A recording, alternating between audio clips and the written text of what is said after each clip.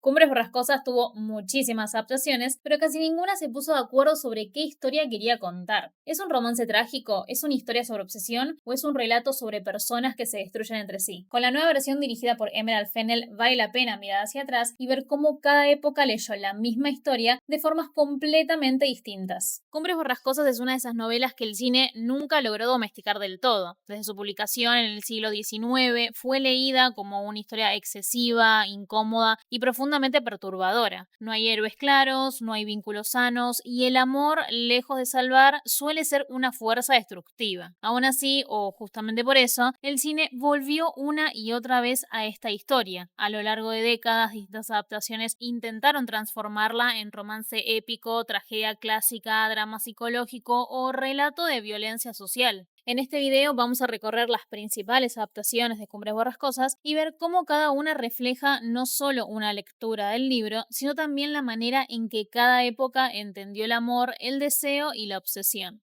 Cumbres Borrascosas fue publicada en 1847 y desde el primer momento fue una novela problemática, no porque fuera incomprensible, sino porque era incómoda. La historia que escribió Emily Bronte no encajaba en la idea romántica del amor que circulaba en su época ni en la que seguimos repitiendo muchas veces hoy. No hay personajes ejemplares, no hay relaciones sanas y no hay una idea de amor que redima. Lo que es obsesión, resentimiento, deseo de posesión y una cadena de daño que transmite de una generación a otra. Y sin embargo, el cine insistió durante décadas en contar esta historia como si fuera un gran romance trágico. Ahí aparece la pregunta clave. ¿Adaptamos Cumbres Borrascosas porque es una historia de amor inolvidable o porque es una historia que nunca terminamos de entender? Cada vez que el cine volvió a esta novela, lo hizo desde una necesidad distinta. Algunas versiones intentaron suavizarla, otras embellecerla, y unas pocas se animaron a mostrar su costado más cruel. En ese recorrido se ve algo muy claro. Cumbres Borrascosas funciona como un espejo. No cambia el texto, cambia la mirada. Por eso el anuncio de una nueva adaptación dirigida por Emerald Fennell no es solo otra versión más. Llega en un momento donde muchas narrativas románticas del pasado están siendo revisadas, cuestionadas y vueltas a mirar con otros ojos.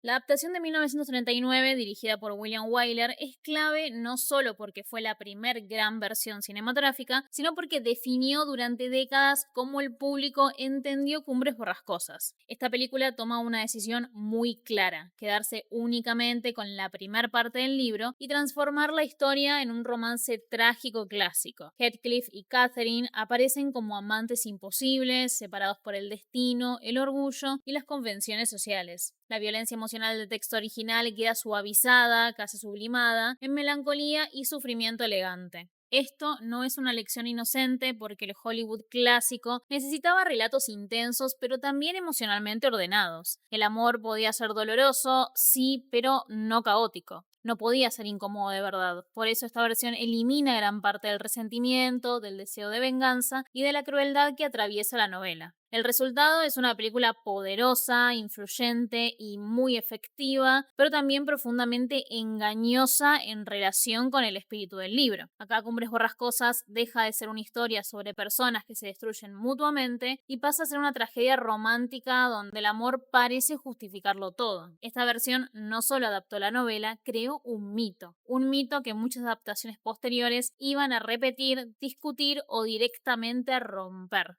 En 1970 llega una nueva adaptación dirigida por Robert Fuest en un contexto muy distinto al del Hollywood clásico. Acá el cine ya no es tan rígido, los cuerpos empiezan a ocupar otro lugar en pantalla y la pasión deja de ser solo una idea abstracta. Esta versión intenta que Cumbres Borrascosas sea más física. El deseo se muestra, el contacto es más explícito y la relación entre Heathcliff y Catherine se siente más intensa, más carnal. Ya no estamos frente a un amor idealizado y etéreo, sino a algo que quema, que duele, que empuja. Sin embargo, hay algo que no termina de romperse. Aunque la película se permite mostrar una relación más tóxica y desequilibrada, sigue existiendo una cierta romantización del conflicto. Heathcliff continúa siendo leído como un amante trágico, marcado por el dolor, más que como un personaje que elige dañar.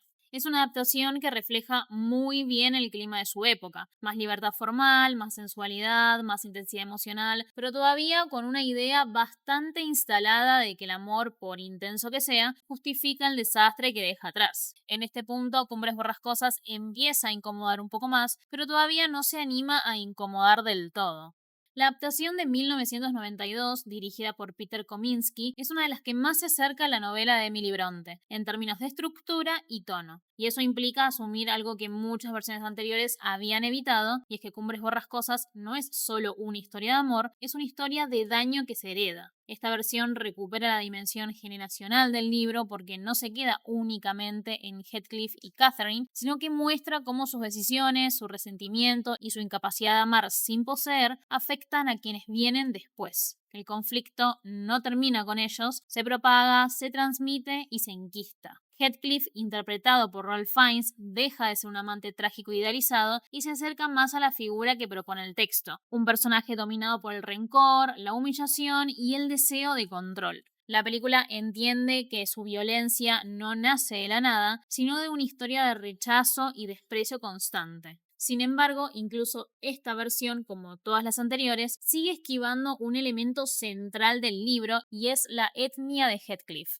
En la novela, Heathcliff es un personaje racializado, un otro dentro de la sociedad inglesa, y esa condición es el motor principal de la discriminación que sufre desde chico. No es un detalle menor ni decorativo, es el origen de su exclusión, de su resentimiento y del odio que va construyendo con los años. Al blanquear ese aspecto, las adaptaciones transforman un conflicto social y estructural en un drama puramente emocional. Heathcliff pasa a ser un hombre herido por amor, cuando en el libro también es alguien marcado por el racismo y la marginalidad. Aún así, la película de 1992 da un paso muy importante. Deja de justificar la violencia como pasión y la muestra como lo que es, algo agotador, corrosivo, que destruye a todos los que toca. Acá el amor, cuando se confunde con posesión, no redime, arrasa. Dentro de las versiones televisivas hay una que suele destacarse por encima del resto y es Cumbres Borrascosas, producida por ITV y protagonizada por Tom Hardy como Heathcliff y Charlotte Riley como Catherine Earnshaw. Esta miniserie es para muchos lectores la que más se asemeja al espíritu del libro, no solo porque respeta la estructura completa de la novela, sino porque se anima a mostrar a Heathcliff como un personaje incómodo, rencoroso y profundamente dañado sin convertirlo en un héroe romántico. El Heathcliff de Tom Hardy es físico, hosco, poco amable, no busca seducir al espectador y eso la acerca mucho más a la figura que propone Emily Bronte. También se permite mostrar con más claridad la toxicidad del vínculo con Catherine y las consecuencias que ese lazo deja en la generación siguiente. Sin embargo, incluso esta versión, más fiel, más oscura, más consciente, no logró instalarse como la adaptación definitiva fuera del ámbito televisivo. Funciona muy bien como lectura respetuosa y sólida, pero no termina de trascender culturalmente como para cerrar el debate. Y eso refuerza una idea clave del recorrido. Ni siquiera la versión más cercana al libro logró agotar lo que Cumbres Borrascosas propone.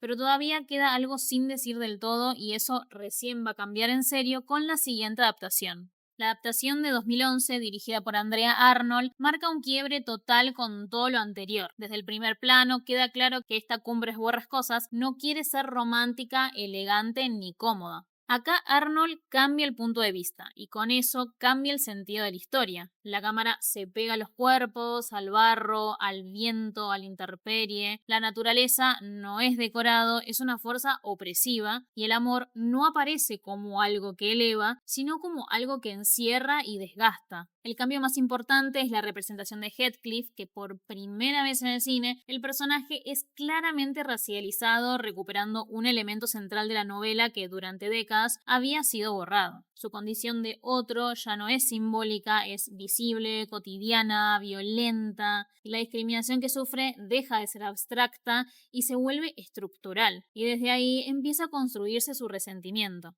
Sin embargo, esta versión abre un debate fuerte que sigue vigente hasta hoy. Para muchos es la adaptación más honesta y fiel del libro, pero para otros, aunque intenta desromantizar la historia, termina generando otra forma de romantización. La crítica apunta a que Arnold reemplaza el romanticismo clásico por una estetización del sufrimiento. El dolor, la violencia y la exclusión son filmados con una sensibilidad muy marcada, casi poética, y ahí aparece la contradicción. Aunque no hay música épica ni gestos grandilocuentes, el sufrimiento puede sentirse bello de otra manera.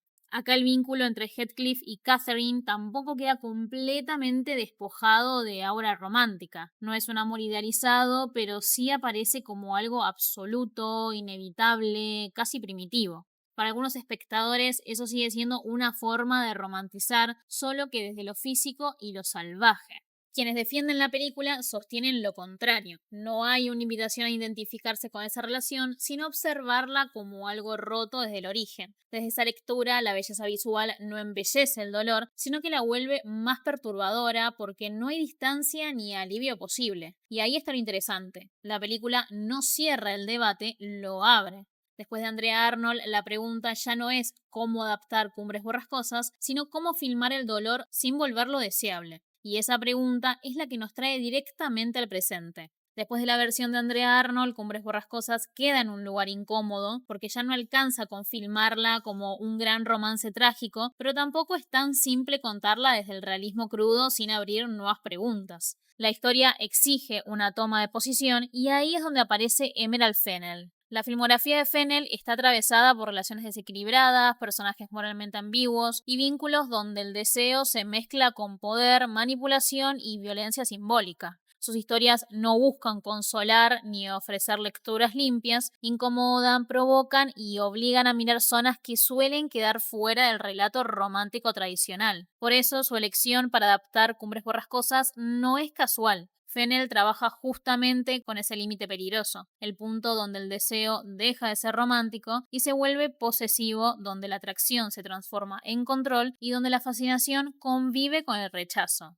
En un contexto actual donde muchas narrativas clásicas están siendo revisitadas y cuestionadas, su versión no puede ser leída como una adaptación neutra. No llega a contar la historia de siempre, sino a dialogar con todas las versiones anteriores y con sus omisiones. Después de décadas de adaptaciones que blanquearon la etnia de Heathcliff, suavizaron la violencia o transformaron la obsesión en amor eterno, una nueva Cumbres Borrascosas se enfrenta a una pregunta incómoda. ¿Qué pasa si dejamos de justificar el daño en nombre de la pasión? El desafío para Fennell no es solo narrativo, es ético. Cómo mostrar el deseo sin embellecerlo, cómo exponer la violencia sin volverla atractiva, cómo contar una historia profundamente perturbadora sin convertirla en un espectáculo vacío. Y tal vez ahí está la razón por la que Cumbres Borrascosas sigue volviendo una y otra vez al cine. No porque sea una historia de amor inmortal, sino porque es una historia que cada época necesita revisar para entender qué está dispuesta a tolerar, justificar o romantizar.